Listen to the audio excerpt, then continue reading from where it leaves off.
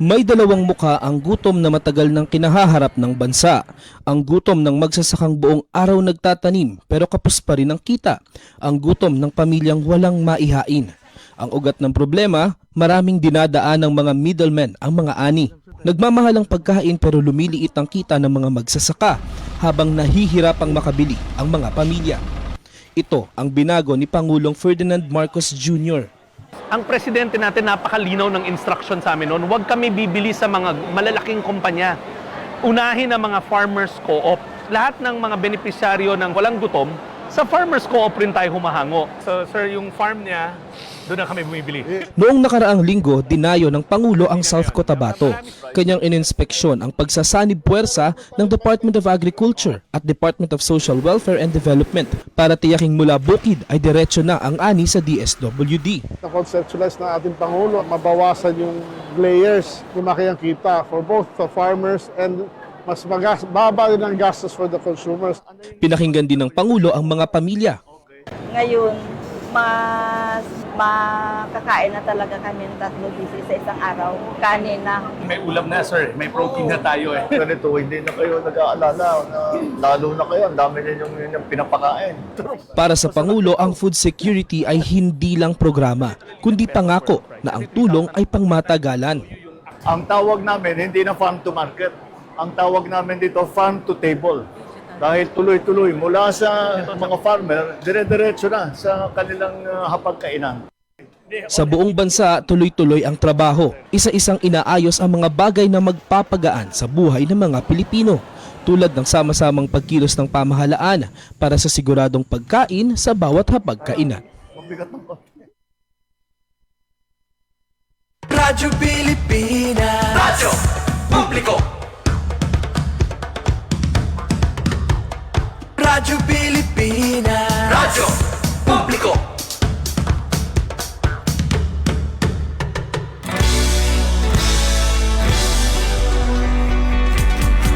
Mahalagang mga balita, napapanahong impormasyon. Kami ang inyong gabay pag may bagyo at sakuna. Serbisyo ng gobyerno kapag may nangangailangan. Mga proyekto ng Pangulo, damang-dama ang pagmamahal niya. Tulay ng mga hinaing, ang problema ng bayan ating lulutasin. Tulay sa himpapawid, tulay ng pagbabago. Radyo Pilipinas, Radyo Publiko, ng bagong Pilipinas. Radyo Publiko, Radyo Pilipinas, Radyo Publiko, ng bagong Pilipino. Mga proyekto ng Pangulo, damang-dama ang pagmamahal niya. Radyo Pilipinas, Radyo Publiko, ang boses ng Pangulo.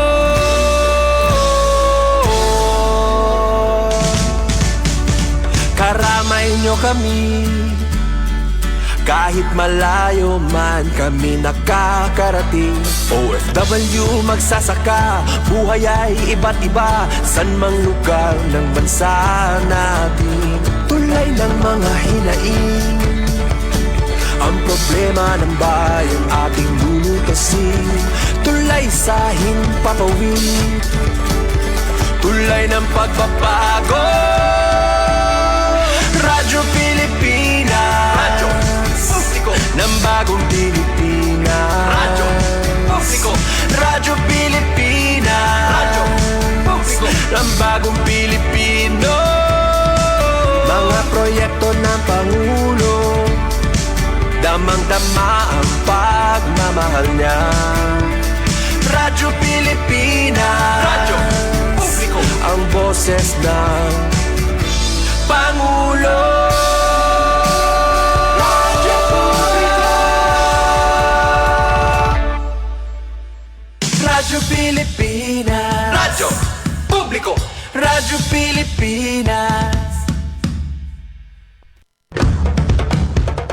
Ito ang Presidential Broadcast Service Radyo Pilipinas. Radyo Publiko ng Bagong Pilipinas para sa Bagong Pilipino.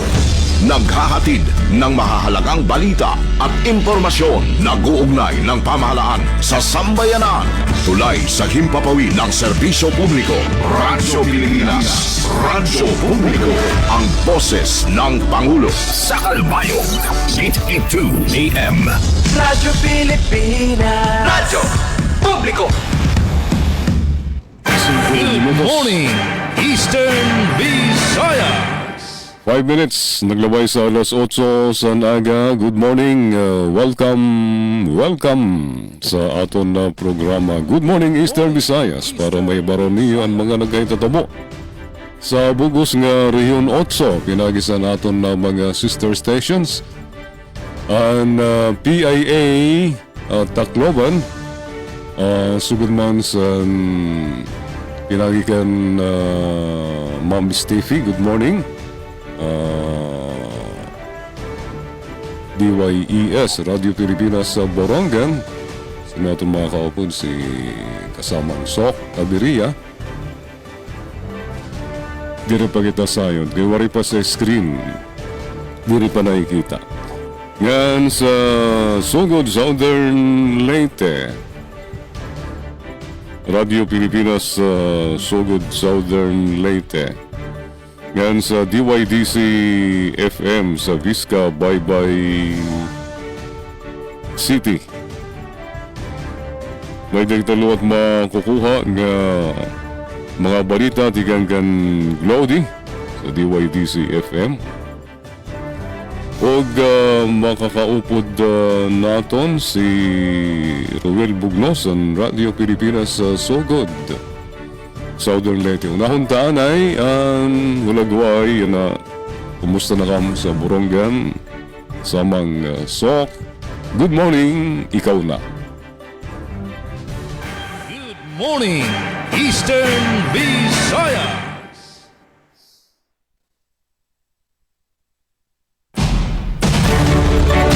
Yes, ada mga salamat SM Jen Nabilon. Na maupay mabaysay, maadyong buntag. Good morning Eastern Visayas. Tingnan natin mga kauban. Paano man niya na SM Jen tabla, duha it gwaping. Dito, duha nga gents nga, two ladies. Okay. Idamo na syudadan Borongan, syempre, itong DYS Radyo Pilipinas, Radyo Publiko Borongan, ikaming ginmamayuyo ito naman ni Sam, ni Ate Ruth Rivera Abunda, nga natin didiya nakapartner naman sa partiking engineer, iyo Kuya Arvida Diyos, genuine, guwapo Arvida Diyos, sa pahit mga listeners, sila binan mga oldies, favoritism in here. Ang ada po, adi, Steffi, natin young ones. Yes, regards Steffi, nga dato ni mga kausa PIA. Kaya naman inigim papalangga ni Ardy Rian Arento. Adi liwatan natin. Talagang dating ni Kuya Ruel Bugnos. Ang DYSL, Radyo Pilipinas, Radyo Publiko Sugod. Mustayo, Sir Doden Silvestre, Dendo Silvestre Alaras. Kompleto yan, sir, ha? Mustayo. Nga na natin dida mga kausa. Siyempre, unina, ada. Updan liwat kita at mga kasugbo nga, kadim. Kaya Clody, o di kaya Ate Bikay. Ihangon na syudadan Borongan bagan magpapakitang gila si Mr. San. Nasa rin yung pag-asa, apektado kami. O di nga nitong bugos nga Visayas at ton Esther Liz. Mauwi na lahan, early morning. O di kaya di nagad nga ni early. Hanti pa ka di kita istasyon. Ginbis igan kita hintalali. Thanks much at ton mga pagdataligsik ni Mr. Rain. And good news, waray did hamon abiso hin power interruption, sugad man hin disruption hiton water services. Ugaring may abiso, agap nga pa anunsyo, anaman didi mga kasugbong ang Borongan Water District, magkakamayda daw gud hin public hearing. Anya na nga bulan hiton Hulyo, gin-schedule nira hin agap sometimes ano iniha ma-start. Sunod pa nga simana ang pag-iristoryahan ba kinanglan ninyo matinderan mga concessionaire and water district mga new development nga igpapatuman o plan igpatuman itong BWD nganhin magkakawira daw bag-o nga taripa naman itong water bills ano kayain increase decrease so para ka masayuran at tenderit niyo nga gina-schedule nga public hearing lain-lain schedule para Central, South nga Northern nga mga concessionaires sa BWD. Didi amon pagtagapa si Orden Big Check ugaring anamon didi isan pinakadako naman nga eskwelahan didi syudadan Borongan nagsuspenso hadton klase yan nga morning dara daw good hin bump trip.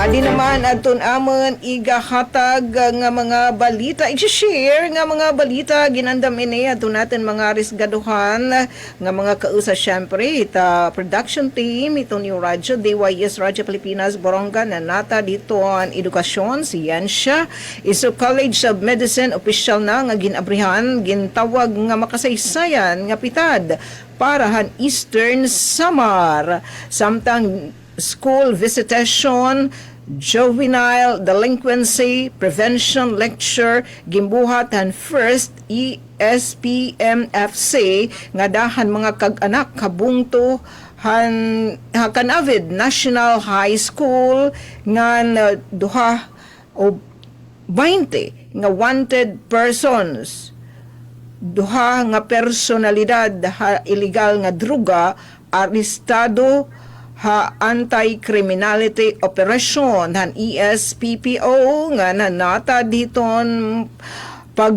pamayuyo ito natin himisog nga panlawas poro kalusugan malinampuson nga nahilunsad ha 31 nga barangay sa syudadan Borongan mga good morning Eastern Visayas ang tabayani ang katukiban na nasabi nga mga balita ang manig-share a second page hiton. Good morning, Eastern Visayas. Salamat, Sok. Ganda naman kita sa Sugod, sa Radio Pilipinas Sugod, Southern Leyte. Yes. Good morning, maadyong buntag kanimo. Kasamang Ruel Bugnos. Good morning, ikaw na. Good morning, Eastern Visayas. Yes, good morning SM Jean. May buntag usab sa imong mga kaubanan da sa Radyo Pilipinas Kalbayog. Sugod, Southern Leyte. Eastern Visayas. To Ati Sok, good morning usab da sa RP Borongan. To Stephanie Varios from the Philippine Information Agency, good morning. Good morning usab ni Regional Head Sir Rian Arinto, good morning. And to SM Ruth Rivera Abunda po da sa Radyo Pilipinas Borongan ug sa inyong mga kawanan na may buntag. Dire sa Sugod sa Southern Leyte, so far medyo mainit na ang atong panahon dire no human sa pipilagid ka mga adlaw nga medyo mag uwan-uwan ta mga kaigsuonan no. So mauna ang ato naman pong laging pahinumdum pod kay once in a while medyo makasinati magyud ta og mga pag-uwan no. So bantay-bantay lang ta perme kay medyo uso na ba nirong mga flu-like symptoms lagi kay kining kakusog sa pag-uwan no. Samtang sa atong kuryente niya na ang atong medyo ning ulbo na po ng kaspa ning atong mga kaigsuonan diri sa Southern Leyte kay ugmang adlaw na ang di ba kahinam-hinaman ba ni dyan tawag ani, but tomorrow the whole day grabe ang atong power interruption diri sa Southern Leyte. Kuan ni si dyan no, NGCP scheduled power interruption ug mga adlaw na from 5 a.m. to 6 p.m. So apektado ang atong entire coverage area and except da sa Limasawa Island ug pipila ka mga barangay da sa Abuyog Leyte no. So naalagi sila ipahigayon nga wood pole replacement activity. So hopefully mahuman ra pod ni sa labing daling panahon kay medyo taas-taas gyud no nga power interruption and timing pa jud nga weekend wherein kasagaran sa atong mga like pamilya, mga nanarbaho sa gobyerno, naanta silang tagsa-tagsa kapanimalay to rest. Pero og mga adlaw, ambot, ngita na lang tagpamaagi nga makapabugnaw tani ini, manglangoy na lang siguro ta suba og dagat ani guma. Unsaon ni nato nga minusa no ang epekto sa kining kataas kaadyo nga scheduled power interruption.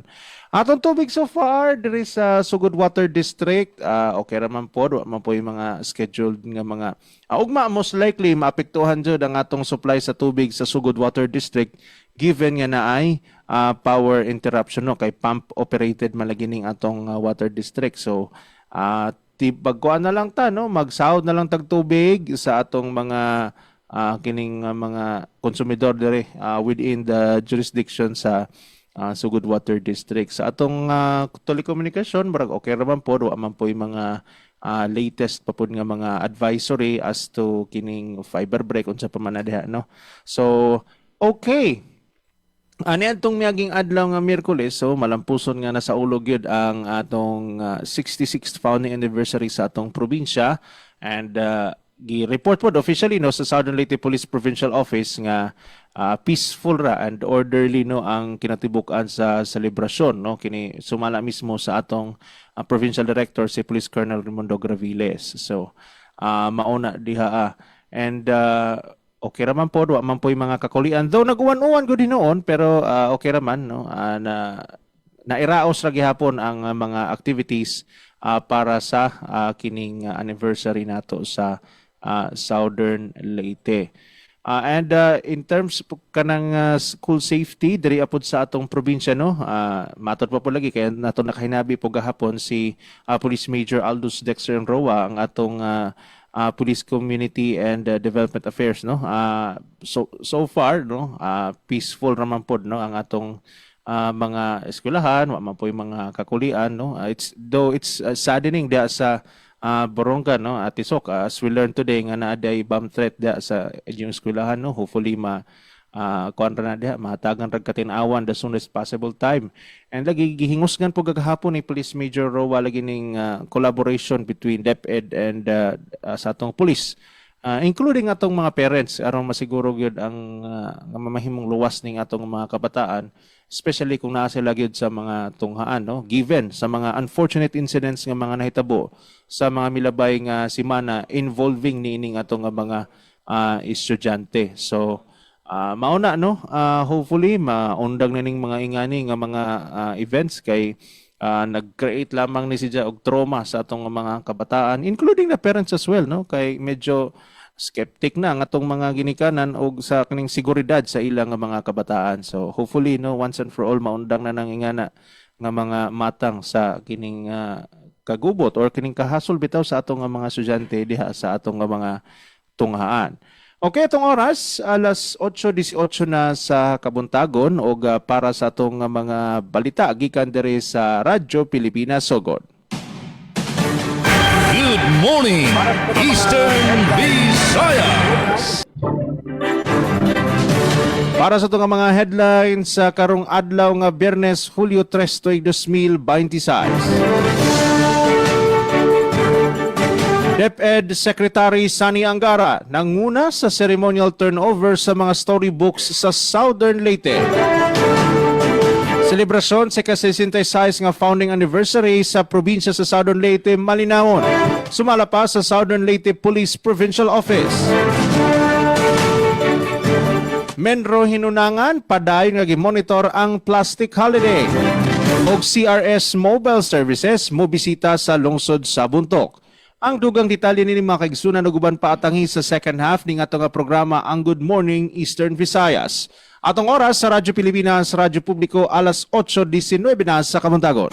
Good morning, Eastern Visayas! Daghang salamat kasabang Roel sa DYSL Radio Pilipinas Sogod, Southern Leyte. Ngadto naman kita sa Tacloban City, kumusta unta? And Philippine Information Agency Region 8, good morning sa iyo, Ma'am Steffi. Maupay nga aga, ikaw na. Good morning, Eastern Visayas! Yes, good morning Sir Jean, Miss Sok, and Sir Roel. And good morning gihapon na aton mga mamaratingan online viewers sa social media. Di ka nga iba-iba nga parte ng Eastern Visayas. So, update parang kabutangan na aton panahon. So far so good no na maupay naton panahon, napakita hiyaring adlaw. Sky is clear. Ang aton temperatura yan na inaada 28 degrees Celsius. Ngan mahitaas ini up to 32 degrees Celsius around 12 noon to 2 p.m. Para naman na aton power update, may ada naka-schedule nga power interruption ang Dorelco yan na nga July 4, 2026 from 5 a.m. to 6:30 a.m. and 5 p.m. to 6 p.m. Affected areas are Mayorga, Abuyog, ngan Javier substations. Para naman ha aton mga electric consumers of Layeco 2, so far no, waray pa man kita nabasa nga power interruption schedule, pero magkakamay-ada naman yan nga adlaw, July 3, him power disconnection, hapera nga mga lugar nga hiha syudad ng Tacloban, amoy ni Barangay 93, Bagakay Dreamville, Barangay 99 Diit Pope Francis Village, Barangay 101 New Kawayan, Block 1 Lot 6, Villa Diana Subdivision, ngan Barangay 106, Santo Niño, GMA Kapuso Village. Para haaton water update, so far no waray man kita nabasa nga abisohin water interruption. So hopefully no padayon ang aton supply ng tubig, especially nga magwi-weekends na. For sure damoy aton mga labunon ngan rilimpyohon habalay. Para kadugangan nga sumat o impormasyon, ang Tacloban City Youth Hub, teen and kada centers in nag-o-offer hin libre nga medical consultation and mental health, ngan STI, HIV, AIDS awareness, counseling and testing para mga kabataan, yan na nga July 2 and 3 from 9 a.m. to 4 p.m. at Tacloban City Youth Hub located in front of the City Sports Complex. So para iba pa nga detalye, pwede niyo bisitahon ng ERA Facebook page, Tacloban City Council for the Protection of Children. Para naman yan nga aga, adin ato nahikay nga mga balita. Mga biktimahan sa San Jose National High School shooting incident, ginlubong na mga pamilya padayon na nanawagan hinustisya. Task Force El Nino balik kaging istablisar agud masurapon epekto hanhilaba nga katuraw yan nga tuig.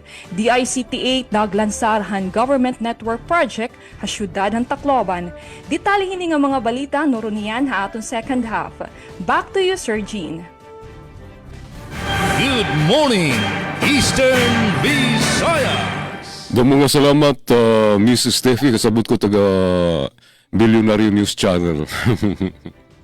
Ngayon, dito sa tigang naman sa Visca, Bye-Bye City sa DYDC FM. Adi aton na mga i-contribute niyan nga mga balita, adi ang mga headlines. Visayas State University gin lunsad ang hybrid solar power system. Hapsay o paspas nga one-stop shop enrollment padayong gipahigayon sa VSU. Bye-Bye City Health Office o Sanitation Office nagpalig-on sa kampanya Batok Dengue sa Barangay Gabas, Bye-Bye City. About itong mga headlines sa mga balita nga i-share niyon sa DYDC FM Visca, Bye-Bye City, Leyte. Dito sa siyudad sa Galbayog, very shiny day, yan na. Yan na pala, naabot na sa panit. Sobra ka mapaso, ano? Magkulop yun nga may ginmapasok na luwat hindi sa amon sa siyudad sa Galbayog. Sa pagtaga tubig, waray man abiso ang Galbayog Water Company. So doro-diritso ang daloy sa naton mga gripo sa tubig. So sa pagtaga kuryente naman, adi aton na mga pahibaro natigang sa sa Melco 1 para sa atong tinahod nga mga member consumer owners. Yan na nga tuig aton pagdudumaraon ang simultaneous sa 4th Annual General Membership Assembly AGMA nga na 6th State of the Electric Cooperative Address nga pagbubuhaton pinagisan face-to-face ng virtual streaming. Aton ginaghat ang katanan nga member consumer owners nga matender nga makigpartisipar. Yan nga Hulyo 25, Sabado, main venue, Albayog City Sports Center, Barangay Kapokan, registration alas 7 sa Naga, nganto alas 10 sa Naga, program magdidikang alas 10 sa Naga, tubtub alas 12 sa Nugto. Sino ang pwede umatender? MCO sa Distrito San Cabayog, Tinambakan, Oquindo, Santa Margarita, ngayon Island Municipality sa Almagro, Santo Niño, ang Tagapulan. Satellite venue, Gandara Cultural Center, registration alas 7 sa Naga, nganto alas 10 sa Naga, program magtitikang alas 10 sa Naga, tubtub alas 12 sa Nugto. Sino ang pwede umatender? MCO sa Distrito San Gandara, San Jorge, Matuginaw, Tarangnan ngan Pagsanghan. Ang nasabi nga asembleya, amo ang higayon sa kooperatiba pag-presentar sa operation nga accomplishment sa naglabay nga tuig 2025 bukod ang mga bago nga polisiya nga programa sa naton kooperatiba. An agenda confirmation of the 2025 capital expenditure topics, projects, policies and charges. Ngan magkakamadiluwat pre-registration sa Melco offices, Karayman, Kapookan, ngan Gandara. Ngan sa kada distrito nga na yungdan na yana nga adlaw basi mapadagmit ang proseso sa pagrehistro. Bangangay dadon sa pagparehistro. Membership ID. Mao ini ang dadadon membership ID. Nga sugad man iba pa nga angay dadon membership ID card or any government issued ID, SSS, driver's license, PRC ID, nga field ID, nga electric bill o resibo. Amod to ang paibaro na tigang sa Melco 1. Adi naman ang notice of power interruption. Iyan na nga kakulop nga adlaw Huwebes. Iyan na nga adlaw Biyernes, alas 7 sa Naga, nganto alas 5 sa kulop. Waray kuryente ang feeder F22 Tinambakan District tungod din sa upgrading of 3-phase primary line tigang sa base ngadto sa insulator along Palanaskara ngan Tinambakan. Alas 7 sa Naga ngadto alas 8 sa Naga. Apektado nga mga lugar feeder F22 and feeder 23 Tinambakan District tungod din sa correction of feeder C2 city phase sequence, isolation of feeder F22 circuit re-Caesar ngan apektado tigang ini alas 4 sang glog nga alas 5 sang glog sa oras. Apektado nga lugar feeder F22 at feeder F23 sa Tinambakan District. Tungkol sa normalization of feeders nga alas 8 sa Naga ngadto alas 5 sa Kulop, apektado nga lugar Panhububan 1 and 2, Beloso dito ni sa Isla San Almagro, Beloso Poblasyon San Jose, Manubago, Ronio, waray liwat servisyo ang Globe ng Smart. Ang rason tungkol sa correction of facing and NPC takeoff, conversion of phase 1 to phase 2 sa Barangay San Jose. Yan na naman nga Sabado, Hulyo 4. Waray kuryente alas 7 sa Naga ngadto alas 5 sa Kulop. Apektado nga mga lugar Hamurawon, Nihaga nga Tumigara, lakip ang lateral barangays nga Happy Valleys sa Calbayog District. Tungkol din sa upgrading of D-phase primary line tikang Bayer to insulated along Hamorawon to Migara. Alas 8 sa nagang at alas 5 San Colomb, affected areas Panhububan 1 and 2, Biloso, Poblasyon, San Jose, Walabago, Ronio, Globe, ng Smag. So, amado ang scheduled power interruption, ano? Ngayon, para sa mga headlines, mga i-share naman nga mga balita, namon didi sa DYOG Radio Pilipinas Kalbayog. Adiyan mga headlines, medical schools and immersion sa Northern Samar, pagbubuhaton. Ngayon, unom nga bago nga service vehicles sa LGU Kalbayog, i-distribuer sa dorilain nga mga opisina. Hamod to at mga headlines, mga detalye katuhiban meron yan sa second half sa Good Morning Eastern Visayas, alas 8:30. Good morning, Eastern Visayas. Ito ang Presidential Broadcast Service. Radyo Pilipinas. Radyo Publiko Ng bagong Pilipinas para sa bagong Pilipino. Naghahatid ng mahahalagang balita at impormasyon na guugnay ng pamahalaan sa sambayanan. Tulay sa himpapawid ng serbisyo publiko. Radyo Pilipinas. Radyo Publiko. Ang boses ng Pangulo. Sa Kalbayog, 882 AM. Radyo Pilipinas. Radyo Publiko. Magandang araw, si Ding Dong Dantes po ito. Dahil taon-taon tayong binibisita ng bagyo, kailangang handa tayong harapin ito. Naalala ko si Mami, meron siyang isang envelope kung saan nakatago ang mga importanteng dokumento para madaling kunin at dalhin kapag may bagyo. Ang misis ko naman, may nakahanda palaging emergency go bag na may lamang damit, gamot, pagkain, tubig at pera na kasya hanggang 3 araw sakaling kailanganin namin pumunta sa evacuation center.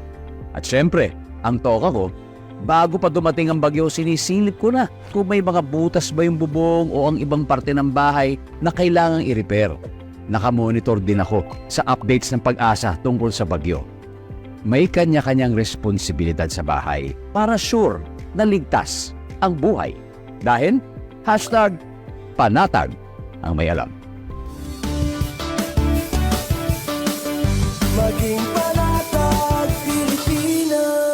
Maging fuel efficient, so regular na preventive maintenance, malinis na air filter, fuel injectors at engine oil, may savings ka na aabot sa 2%. This is a public service announcement from the Department of Energy and this station. Paano nga ba mag-register para magkaroon ng schedule sa Bagong Pilipinas Presidential Action Center? Narito ang mga dapat gawin. Gamit ang iyong mobile device, pumunta sa eGov.ph app. Pwede itong i-download mula sa Apple App Store o sa Google Play Store. Gumawa ng account. Ilagay ang email address, valid mobile number, pagkatapos ay makakatanggap ka ng one-time code sa iyong email. Gamitin ang code sa eGov app para sa verification ng iyong account at ng mga impormasyong ibinigay. Congratulations! Meron ka ng eGov.ph app account. Pwede mo na ma-access ang iba't ibang serbisyo ng gobyerno kabilang ang mga serbisyo sa Bagong Pilipinas Presidential Action Center. Good morning, Eastern Visayas. Ikanganta na ang rasada sa lato ng mga balita. Pagunahan sa DYES Morongan, masunod ang DYSL Sogod. Ngayon, ikatulo ang PIA Tacloban ng DYDC FM Baybay City. Yes, kasamang Sok. Good morning, Utro. Ikaw na. Good morning, Eastern Visayas. Good morning, Eastern Visayas. Otro daw mga salamat SM Jean Nabelon nga naadi amo na titikangan susugdanan pagpapadangatan mga balita. Iso College of Medicine opisyal na nga ginabrihan gintawag nga makasaysayan nga pitad parahan Eastern Samar ang detalye tikangkan kasamang Penpen Pumida. Radyo Pilipinas. Radyo Pilipinas. Report. Usa nga makasaysayan nga higayon ang nahitabo ha Eastern Samar, han opisyal nga pag-unveil han logo nga inaugurasyon han College of Medicine han Eastern Samar State University ESO main campus sa Borongan City nga nagtuman han maiha na nga inyup nga maipahirani ang edukasyon ha medisina para han mga estihanon. Haya welcome message mapasok nga ginabi-abi ni ESO President Dr. Andres Pagatpatan Jr. ang mga bisita nga nagpasalamat nga tanan nga binulig base matuman ang Doctor of Medicine program. Iyagin pasalamatan kira House Minority Leader ngan 4-piece party list Representative Marcelino Libanan, Eastern Samar Lone District Representative Christopher Shin Gonzales, Governor Ralph Vincent Ivardoni, nganan Provincial Government of Eastern Samar, tingog party list Representative Jude Asidre nga naghatag 100 million pesos nga pondo para ha medical equipment and Commission on Higher Education CHED, labi na ang CHED Regional Office 8, mga faculty members, opisyalhan universidad, nga iba pa nga mga kabakyang. Haiya mensahe nagsiring hilibanan nga amo nagsuratan mga balaod nun para hapagtukod han ESO College of Medicine ha ika-19 ngan 20th Congress nga sa ini nga iya pinakahinunumduman nga mga higayon ha serbisyo publiko. Sumalahaiyan pag-abrihan College of Medicine resultan pagburublig ngan padayon nga pagtuo nga kaangayan magkamayadan Eastern Samar hinkalugaringan nga medical school. Sumalapahaiya magkakamayada na higayon ang mga kabatan-unan nga estihanon nga mag-eskwelahin medisina nga diri na kinahanglan bumaya a probinsya ngan makakabalik base magserbi sugad nga mga doktor haira kalugaringan nga mga komunidad. Ginaghat liwat niyan mga pioneer nga estudyante nga padayon nga magpakitahin pagpaubos, dedikasyon nga responsibilidad ngan hinumduman nga ang kurso nga medisina diri la mahitungod han pagtambal han sakit kundi han paghatag hin paglaom pag-ataman ngan serbisyo ha katauhan. Para kan libanan ang pinakadako nga kalampusan han programa amon pagproduser hin mga doktor nga may kasing-kasing ha pagserbi ngan anda mag-alagad ha mga lugar nga labi nga nagkikinahanglan hin serbisyo panlawas. Iging pahayag liwat niya nga hiyain padayon nga nanalalimbasog pagtukod han Eastern Samar Regional Medical and Training Center hatuna nga gintatag-iyahan han ESO haluyuhan universidad. Pulong niya dako ini nga bulig ha College of Medicine sugad nga training hospital nga napagpauswag han serbisyo panlawas sa probinsya. Iya pa'y ginsumat nga ginpapahalaba iyan ang runway han Borongan City Airport tikang 1.5 nga duha 1.9 kilometers ngan pagbubutangan inihi nighttime navigational lights base makalanding ang mga eroplano bisan kon gabi. Tinambong liwat ha okasyon hi Governor Ralph Vincent Ivardoni ngan nagpahibarohan scholarship partnership han provincial government ngan ESO pinaagihin memorandum of agreement. Haylarum han kasabutan pupunduhan han probinsya ang pag-eskwela hinapulo nga medical students yan nga school year 20 scholars sa masunod nga school year ngan 10 scholars kada tuig ha masunod nga mga tuig. Iginanunsyo liwatan gobernador ang plano nga 500 million pesos nga rehabilitasyon han Eastern Samar Provincial Hospital ESPH nga magiging clinical training facility han mga estudyante han ESO College of Medicine ngan magpapauswag han serbisyo panlawas para han mga estihanon. Ginalauman nga ang pag-abri han ESO College of Medicine makakabulig ha pagsulbaran kakulangan han mga doktor ha Eastern Samar. Ginalauman liwat nga mapaparigon hini ang sisteman serbisyo panlawas ngan mapapahaluwag ang aksesan katawhan ha di kalidad nga serbisyo medikal ha Eastern Samar ngan bugos nga Eastern Visayas. Samtang antes matapos ang programa, iginpresentar ang pioneering batch han ESO College of Medicine kadungan han paghatag han notice of qualification ha mga kwalipikado nga estudyante.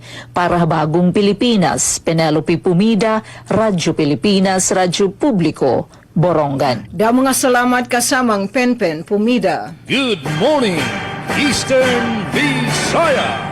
Samtang mga balita gikan dire sa Radyo Pilipinas Sogod, DepEd Secretary Sani Angara nanguna sa ceremonial turnover sa mga storybooks sa Southern Leyte. Aniya si Jevek Epis para sa report. Radyo Pilipinas Report. Gipanguluhan ni Department of Education Secretary Sani Angara ang ceremonial turnover sa mga storybooks ngadto sa mga estudyante gikan sa kindergarten hangtod grade 3 sa lalawigan sa Southern Leyte, isip kabahin sa panan nga kampanya sa DepEd aron mapaligon ang literacy program sa mga pampublikong eskwelahan. Miduyog usab kang Sekretary Angara sa naasoy nga kalihukan si DepEd Regional Director o Concurrent Schools Division Superintendent sa DepEd Schools Division of Southern Leyte nga si Dr. Salustiano T. Jimenez. Tumong sa naasoy nga programa ang pagdasig sa mga batang magtuon aron mas mapalambo ang ilang abilidad sa pagbasa sa sayong yugto sa ilang edukasyon. Ang pagbisita ni Secretary Angara sa lalawigan sa Southern Leyte nahitabo isip siya ang guest of honor o speaker sa pagsaulog sa ika-66 nga founding anniversary sa lalawigan atong Hulyo 1. Sa mensahe ni Secretary Angara, ipasiugda niya ang paghatag og dekalidad nga edukasyon dili lamang nagpunting sa pagpalambo sa kahibalo sa mga estudyante, kundi apil usab ang pagsiguro nga matag eskwelahan o tunghaan usa ka luwas nga lugar alang sa pagkat-on. Gipasiugda usab sa opisyal nga nagpadayon ang prioridad sa DepEd o DepEd ang school safety di lang kaluwasan, kaayuhan o proteksyon sa matag estudyante. Apil usab sa mga magtutudlo mo ang sentro sa programa o inisyatiba sa departamento. Matud pa ni Secretary Angara, mas epektibo o mas makahuluganon ang pagkat-on sa mga kabataan kung sila nag-eskwela sa usa ka luwas, hapsay og suportadong palibot inubanan sa paraan nga pagpatuman sa mga programa nga nagpalambo sa literacy o kalidad nga edukasyon. Palita gikan sa DepEd Southern Leyte para sa Bagong Pilipinas, Jevic Epis, Radio Pilipinas, Radio Publiko. Good morning, Eastern Visayas! Balita, tikang PIA Eastern Visayas, mga biktimahan San Jose National High School shooting incident, ginlubong na, mga pamilya padayon na nanawagan, hinustisya. Ang detalye gahatag ni Sol Alarcon. Ginlubong na kakulupan ikatulong nga biktimahan shooting incident sa San Jose National High School, Tacloban City. Matuok-tuok ngan punuhin emosyon ang pamilya, mga paryente, mga kasangkayan, mga classmates ngan lakip na ang mga amyaw ni Joyancy Badoria Sipara, ang 15 anyos nga high school student nga biktimahan panmusil sa Kuban Eskwelahan ang naglabay nga Hunyo 22. Iya ang ginlubong sa Holy Cross Cemetery. Nauna ginlubong ang duha nga biktimahan shooting incident sa Superior Memorial Garden. Kung manunumduman nga rigin sentrohin mga balita dirila din ha aton dapit kundi habugos nga nasod nga nalangyaw ang nasabi nga shooting incident sa San Jose National High School mahitungod nga mga batanon hini ito nahidadabi. Han Lunes nakatalaan mabalik na eskwelahan ang mga eskwela sa San Jose National High School kundi han aton pamakyanhan ang pirahaira ina diri pa pagbalik ngan hingyap nira nga maging online laanay ang klase. Ika nga PIA Eastern Visayas, Sol Alarcon. Good morning, Eastern Visayas. Damo nga salamat, Miss Sol. Good morning, Eastern Visayas! At dilaban ang balita tigang sa DYDC-FM, Visca Baybay City. Visayas State University gilunsad ang hybrid solar power system. Sa detalye diyan report ni student intern Chisha Bongo.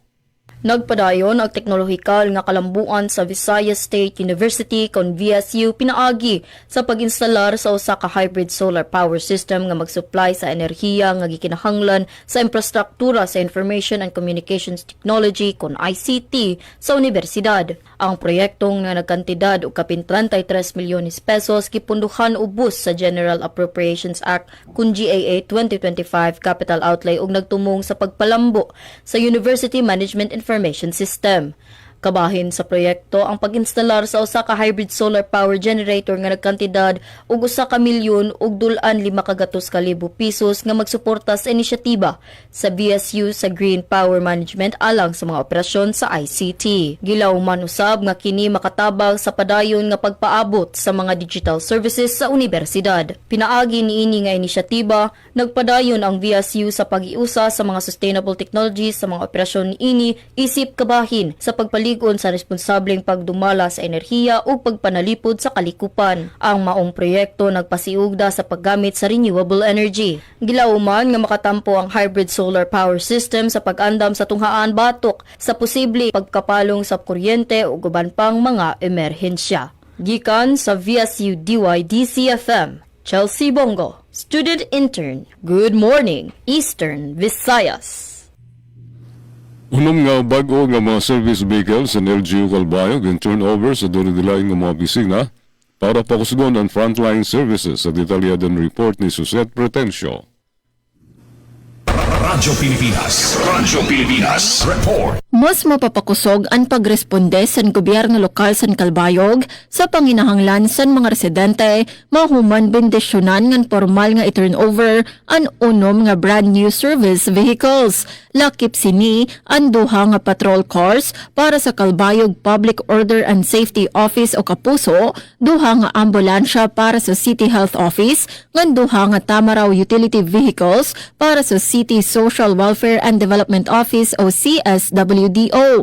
Ang mga patrol cars makakabulig sa mas aktibo nga pagmonitor sa peace and order, labi na sa mga lugar nga kinahanglan sa presensya ngan madagmit nga aksyon.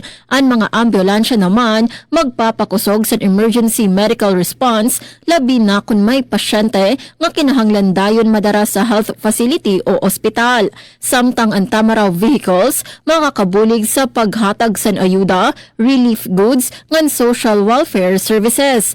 Ginpabugatan sa gobyerno lokal nga ang mga sarakyan diri la ekipahe sa opisina kundi importante nga instrumento para mas mapahirani ang serbisyo publiko ngadto sa katawhan.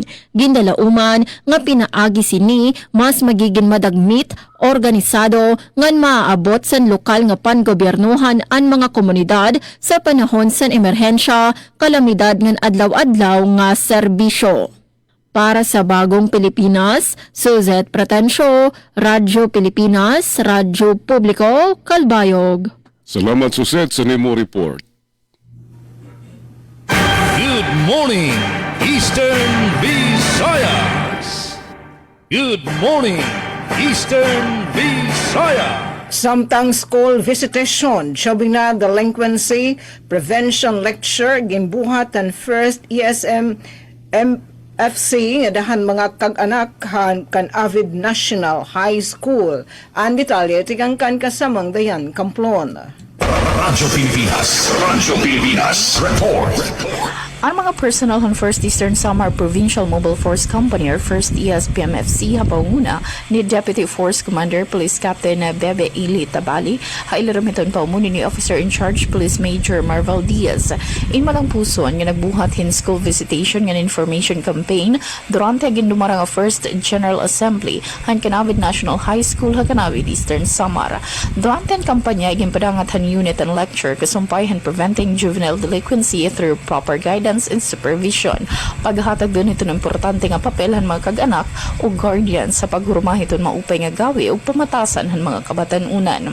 Ano sabing inisyatiba ay may panuyo nga mapakasog itong pagkakarusa han Philippine National Police ngan sektor han edukasyon samtang ginduduso itong talwas, secure ngan conducive learning environment.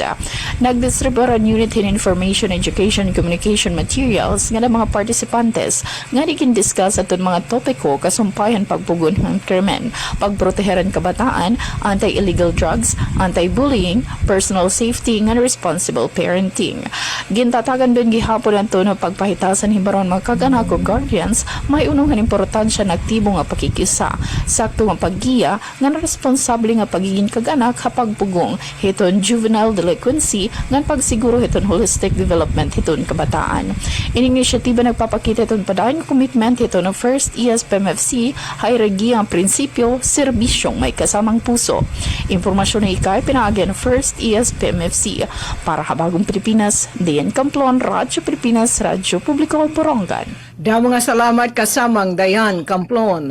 Good morning, Eastern Visayas. Sa laing pang balita, selebrasyon sa ka-66 nga founding anniversary sa probinsya sa Southern Leyte nagmalinaon, sumala pa sa Southern Leyte Police Provincial Office. Ani nga si Dalia Abiera Orit para sa report. Radyo Pilipinas Report. Malang puso ug malinawon nga nahuman ang month-long nga selebrasyon sa lalawigan. Pinasubay sa ika-66 nga founding anniversary sumala sa Southern Leyte Police Provincial Office kun SLPPO. Ubo sa pagpanguna ni Provincial Director Police Colonel Raimundo Graviles, ipakikayon sa kapulisan ang hugot ng mga lakang sa seguridad aron masiguro ang kalinaw kahapsay sa tanang kalihukan nga kabahin sa kasaulugan. Nagpakatap ang mga personahe sa nakalain-laing lugar pinaagi sa mobile ug foot patrols covert security operations o route security aron mapanalipdan ang mga partisipante, bisita ug ang kinatibuk-ang publiko atol sa mga aktibidad. Ipasidunggan usab ni Police Colonel Graviles ang tanang mga pulis nga na-deploy tungod sa ilang dedikasyon, professionalismo ug matinud-anon nga pag-alagad sa katungdanan. Matod pa niya, ang malinawon nga pagdagan sa selebrasyon ug ang zero incident record mo'y ebidensya sa lig-on nga paningkamot sa kapulisan sa pagmintinar sa kalinaw kahapsay sa probinsya. Paritagikan sa Southern Leyte Police Provincial Office para sa Bagong Pilipinas, Dalia Abiara Oret, Radyo Pilipinas, Radyo Publiko. Good morning, Eastern Visayas. Para kadugaan nga sumati kang PIA Eastern Visayas, Task Force El Nino balik ngaging establisar agud masurapon epektuhan hilabang nga kathuraw yan nga tuig. Adin report ni Alit Reyes. Utro nga ginpormahan Office of the Civil Defense sa Sinirangan Visayas ang Task Force El Nino haluyuhan gibabanabana pinakamapaso nga pinakailabang nga kathuraw yan nga tuig. Sumalakan Share Raisha Saises, Chief Operations Division han OCDA, nanunuyon utro nga pagmugnan Task Force nga makag-andam ang mga posibleng nga epekto halarangan ng food security, supply ng tubig, kuryente, agrikultura, kaimtangan panlawas ngan seguridad ng publiko. Lakip gihapon nga ginahanayan mga pangandaman ha risk communication agud maginapsayan pagpadalaga ng impormasyon ngadtuhan mga natutungdan. Sumalapak ang sizes nga ginaandam ang mga interventions pinagihan magkanainlain nga ahensya agud diri maulang ang panginabuhi nga pagkaon ng katawhan hilabi ko na ada na habot nga pinakamapaso nga panahon. Pinagihan Regional Risk Reduction Management Council ginpapanday na pagkena ang Regional El Nino Action Plan nga magdidetalyehan mga pitad han kada tagsa nga ahensya. Ha-forecast ang pag-asa pahayag hini nga na eksperyensyahan na yan ang mapaso nga panahon nga ng pinakaitaas nga temperatura imposible ada habot nga mga bulan ng Agosto nga 2 Disyembre. Ginugang pa ang pag-asa nga magpapadayon ng El Nino phenomenon kutob pa siyahan nga parte han 2027. Tigang Philippine Information Agency Leyte ini Alit Reyes. Good morning Eastern Visayas. Mga salamat Miss Alet. Good morning, Eastern Visayas. Adi naman ang balita tingin sa DYDC-FM, Bisca, Baybay City, Leyte. Hapsay o paspas nga one-stop shop enrollment padayong gipahigayon sa VSU. Sa detalye adi ang report ni student intern Erica Pilandi. Padayon ang pagpahigayon sa hapsay ug paspas nga one-stop shop enrollment kun OSSC sa Visayas State University para sa tanang incoming freshmen alang sa academic year 2026-2027 sa Student Affairs and Services Complex. Gisugdan kini niadtong Hunyo 29 kutob Hulyo 9, 2026. Ang OSSE bukas aron mapadali ang pagkumpleto sa mga kinahanglanon sa mga estudyante sa usalamang kalugar. Pinaagi niini, mamahimo silang makasumite sa mga dokumento para sa enrollment, makabayad ug makakuha dayon sa ilang opisyal nga certificate of registration ug student ID. Gipatuman ang maong sistema aron maminusan ang oras sa paghulat, mapahapsay ang proseso sa enrollment, malikayan ang kalibog ug masiguro ang mas epesyente nga pagserbisyo sa mga estudyante labi na sa mga gikan pa sa lugar. Tungod niini, nahimong mas organisado ug hapsay ang tibuok proseso sa enrollment. Dugang pa na pag-aano sab ang pagdumala sa proseso sa pag-enroll kay dili na kinahanglan nga magtapok ang daghang tawo sa matag opisina ug mas sayo na usab ang pagmonitor sa dagan sa mga dokumento. Ang ayang masayran nga ana lamang sa 360 ka mga enrollees nga nagpa-appointment daan ang dawaton matag adlaw. Atol sa pagpakiginabi sa DYDC News Team sa usa sa mga enrollees, si Manuel O. Baron iyang gipadayag ang iyang kasinatian atol sa OSSE. Matud pa niya, paspas ang dagan sa transaksyon ug maayong pag-atiman ang iyang nasinati gikan sa mga kawani sa universidad. Based sa akong experience sa enrollment, so, smooth lang ang process and then wala mong pagkoy mga naagian nga nagkalisod. Sa kinatibukan, ang malampusong pagpatuman sa one-stop shop enrollment nagpakita sa makanunayong paningkamot sa VSU sa paghatag og dekalidad nga pagserbisyo alang sa akademikong komunidad. Gikan sa VSU DYDC-FM, Erica Pilande, student intern. Good morning, Eastern Visayas. Good morning, Eastern Visayas. Pangatapusan nga balita dito sa DYOG Calbayog, Medical Scholar Immersion sa Northern Samar Provincial Hospital naging malampuson sa detalye and report ni Jomar Sumino. Radyo Pilipinas Report. Naging manilampuso ng Medical Scholar Immersion sa mga future doctors sa Northern Samar Provincial Hospital, pinaagi sa Provincial Government of Northern Samar or PGNS. Siyam nga mga medical scholars tikang sa iba-ibang eskwelahan sa bugos nga Pilipinas ang umabot sa probinsya tikang July 22 nga na July 26, 2026. Ang katuyuan sa immersion amo ang pagpa-eksperyensya sa mga estudyante sa realidad sa paghatag ginobyerno nga serbisyo panlawas. Ang immersion matatapos nga adlaw July 3, 2026. Ginlalauman sa Northern Samar Provincial Hospital nga pinaagi sini diri la mapaparigon ang paghatag di kalidad nga serbisyo panlawas kundi makabulig liwat pagmolde sa may kapas maluluyon nga andam magserbisyo ng mga doktor sa Northern Samar ngan sa bugos nga Pilipinas. Para sa Bagong Pilipinas, J.M. Sumino, Radyo Pilipinas, Radyo Publiko, Calbayog. Salamat Jomar sa nimo report. 5 minutos antes na alas 9. Good morning, Eastern Visayas. Good morning, Eastern Visayas. Samtang adto na pinaka-latest may kalabutan hadton pag-suspension class in Eastern Samar National Comprehensive High School yan ang aga. Again pagawas daw gud adton mga investigador ang Eastern Samar Provincial Explosive Disposal and Cannon Unit nga cleared na tikang hinbang threat adton bisinidad ng Eastern Samar National Comprehensive High School. Igin pagawas ining anunsyo hanya ng alas 8 han aga. Samtang 20 nga wanted persons, duha nga personalidad na illegal nga droga arestado han anti-criminality operations an Eastern Samar Provincial Police Office. Ang detalye tikan kan kasamang Daisy Bilizar. Radyo Pilipinas Report. Ginpalgut ang Eastern Samar Police Provincial Office kon ESPPO ang ira kampanya kontra krimen katapos ang malampuson nga simultaneous anti-criminality law enforcement operations kon sa Cleo nga ginlunsad tikang Hunyo 19 nga 26. Hailarom ang liderato ni Provincial Director Police Colonel Ernesto Armacasil nagpakita ang kolektibo nga persan kapulisan na bugos nga probinsya agud masiguro ang kalidad nga waray huntad nga serbisyo para siguradad ng publiko. Hira idudrungan nga nagdumarin operasyon nga nagbungan positibo nga resulta. Hapag hubad ang mga kaso ang mga wanted person, iginlunsad in 21 nga operasyon nga nagresulta in pagka-aristo in 5 nga most wanted person nga 16 nga other wanted person. Hakampanya kontra illegal nga droga, duha nga operasyon ang malampuson nga nahipatuman nga nagresulta gihapon hin ka-aristo in duha nga suspitsado. Iba pa nga illegal nga aktibidad nga loose firearm, usa na aristo ha illegal fishing, usa ha illegal logging, samtang usa naman nga loose firearm and voluntaryo nga igintubyan ng tag-iya.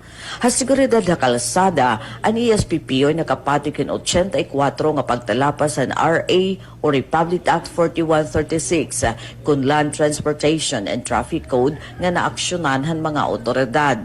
Iginpahayag ni Police Colonel Macasil ang yadaka nga pagpasalamat ng pagdayaw ang tanan nga personnel han ESPPO tungod ang ira dedikasyon ng pagbinuligay. Pulong niya, iniindiri ila tubtub nga numero, ini nagpapakita han tinuod nga pag-orasahan panakop ang mga pugante, pagpugungan paghurakan illegal nga droga, ng pagsigurohan kataluwasan na kalsada. Gindigunan pa ang Provincial Director nga magpapadayon ini nga momentum nga waray pahuway nga pakigbinuligay ha komunidad, agud padayon nga mamintinar ang kahimyang, kamurayawan, ngan pag-uswag han bugos nga probinsya han Eastern Samar. Para Habagong Pilipinas, Daisy Lalosa Bilizar, Radyo Pilipinas, Radyo Publiko, Boronga. Mga salamat kasamang Daisy Bilizar. Good morning, Eastern Visayas. Atong oras, alas 8:59 na sa Kabuntagon, wala na may igong oras ning atong programa. No? Manamilit na lang may diri sa Radyo Pilipinas Sugod para ning Bernes nga edisyon sa atong programang Good Morning Eastern Visayas. Daghang salamat po sa atong mga nakauban karong nga buntag. Nila ni Ate Socaberia from RP Borongan, ni Stephanie Barrios sa PIA Leyte, no? And of course sa atong SM sa Radyo Pilipinas Calbayog, Sir Gina Vilon. Sa ngalan sa itong mga kaubanan diri sa Radyo Pilipinas Sugod, partikular sa itong kauban diri sa Master Control, Sir Jun Antegra, kini ang inyong higalag-alagad sa kahanginan, Robel Bugnos, magaingon. Daghang salamat. Enjoy your weekend mga kaigsunan o Good Morning Eastern Visayas. Good morning, Eastern Visayas. Tikang naman didiha PIA Eastern Visayas, amaton kabugusan ng amon mga balita nga nahikay. Damo nga salamat ha aton mga naging news contributors, yun nga aga, Miss Sol and Miss Alet. Hangaran ng amon Regional Head Sir Rian Arinto, ako naman hi Steffi Liborios, nagsisiring, Good Morning Eastern Visayas. Good morning, Eastern Visayas. Nga na didiliwata amon nga site DYS Radyo Pilipinas, Radyo Publiko Borongan. Ni kami in temporary nga mananamilit. Ngaran po ito namon ni Ate Ruth Rivera Abunda. Nga nanting mga kontributorhan mga balita. Ate Daisy, Ate Pen, Dayan Camplon, Ate Sok, makagsa pa. Good morning, Eastern Visayas. Damo nga salamat sa iyong participation, Kaupod Sok, Kauban Ruel, ngan Miss Tiffy. Ngayon, sa ngaran sa mga nakaupod ko sa control, si Ray Sano, si Joven, nga namon mga OJT technicians sa NWSSU, ini yan iyo nakaupod. Jean Navilon, nagpapasalamat. Good morning, Eastern Visayas. Good morning, Eastern Visayas.